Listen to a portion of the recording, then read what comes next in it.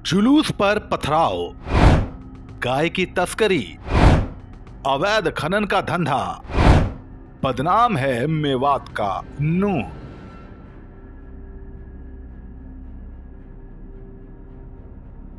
31 जुलाई 2023 को मेवात के नूह में बजरंग दल और विश्व हिंदू परिषद के धार्मिक जुलूस पर जब एक समुदाय विशेष के लोगों ने पथराव किया तो आसपास के 4 जिलों में हिंसा की आग फैल गई। धारा 144 लगानी पड़ी और अफवाहों को फैलने से रोकने के लिए पूरे इलाके में इंटरनेट सेवा रोक दी गई। नूह में 90% से ज्यादा मुस्लिम आबादी है। बावजूद इसके इस हिंसा को सिर्फ धार्मिक या सांप्रदायिक चश्मे से देखना मुनासिब नहीं होगा। वजह है इस इलाके और यहाँ रहने वालों का आपराधिक इतिहास जो न सिर्फ नूह बल्कि पूरे मेवात को देश भर में कुख्यात बनाता है। गौ तस्करी, पेड़ों की अवैध कटाई, अवैध खनन और साइबर क्राइम यहाँ कुटीर उद्योग की तरह फैले हैं। इलाके में कई बार पुलिस वालों तक पर हमला हो चुका है और आलम यह है कि बिना भारी भरकम लाव लश्कर के पुलिस फोर्स भी यहाँ आने से कतराती है। जनसत्ता की इस खास रिपोर्ट में आज हम नजर डालेंगे इसी नूह और गैंग्स ऑफ मेवात पर। अवैध खनन का गढ़। नूह और आसपास के इलाकों को अवैध खनन का गढ़ माना जाता है। पुलिस प्रशासन को ठेंगा दिखाते हुए अरावली की पहाड़ियों से पत्थरों का अवैध खनन जारी रहता है। खनन माफियाओं के हौसले इतने बुलंद हैं कि 2022 में इन्हें रोकने गए हरियाणा पुलिस के एक डीएसपी को डंपर के नीचे कुचलकर मार डाला गया। इससे पहले 2015 और 2016 में भी पुलिस टीम को फायरिंग और पथराव के दम पर इलाके से पीछे हटने के लिए मजबूर किया जा चुका है।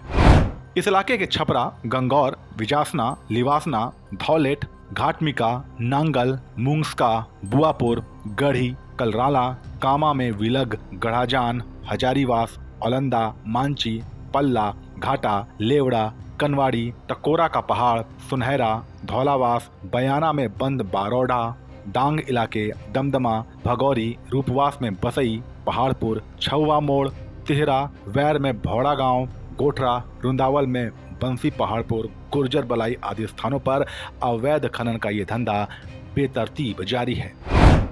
गौ तस्करों की जन्नत।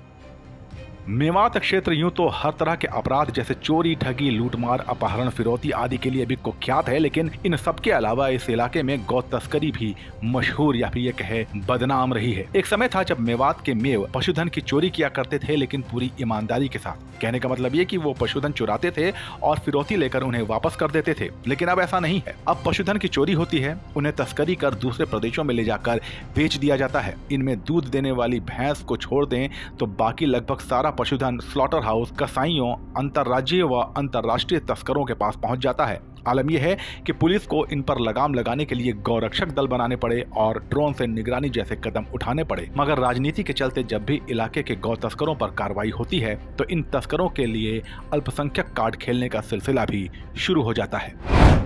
साइबर क्राइम का ठिकाना।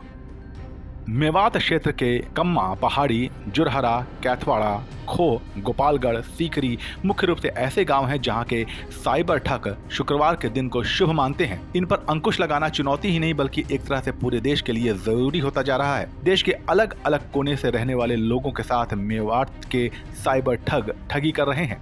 उत्तर प्रदेश हो या फिर दिल्ली, मेवात क्षेत्र में हर दूसरे दिन दूसरे राज्य की पुलिस साइबर ठगों की तलाश में दबिश देती है। पिछले एक साल में औसतन 150 से अधिक बार दूसरे राज्य की पुलिस ने मेवात क्षेत्र में दबिश दी है। करीब 15 बार दूसरे राज्य की पुलिस ने कार्रवाई के बारे में स्थानीय पुलिस को बताया तक नहीं। ऐसे में उन पर पथराव भी हुआ। हालांकि स्थानीय पुलिस ने एक साल में 58 बार दूसरे राज्य की पुलिस की मदद और 58 साइबर ठगों को दूसरे राज्य की पुलिस के हवाले भी किया। पेड़ों की अवैध कटाई। लकड़ी माफिया भी नूह के जिले में खूब सक्रिय हैं। अरावली में लगातार पेड़ों की कटाई हो रही है जिससे पर्यावरण को नुकसान पहुंच रहा है। साथ ही इस कटाई से जीव जंतुओं की प्रजातियों को भी नुकसान पहुंचने की आशंका है। नूह जिले में मेव मुसलमान बहुसंख्यक हैं। ये एक जनजातीय समूह है जो सदियों से इस इलाके में रहता है और मेवात को अपनी पहचान मानता आया है। नूह जिले के खेड़ली कला, झिमरावट, घामस, कंसाली, फिरोजपुर, झिरका, शेखपुरा के अलावा कई स्थानों पर पेड़ों की अवैध कटाई चरम पर है।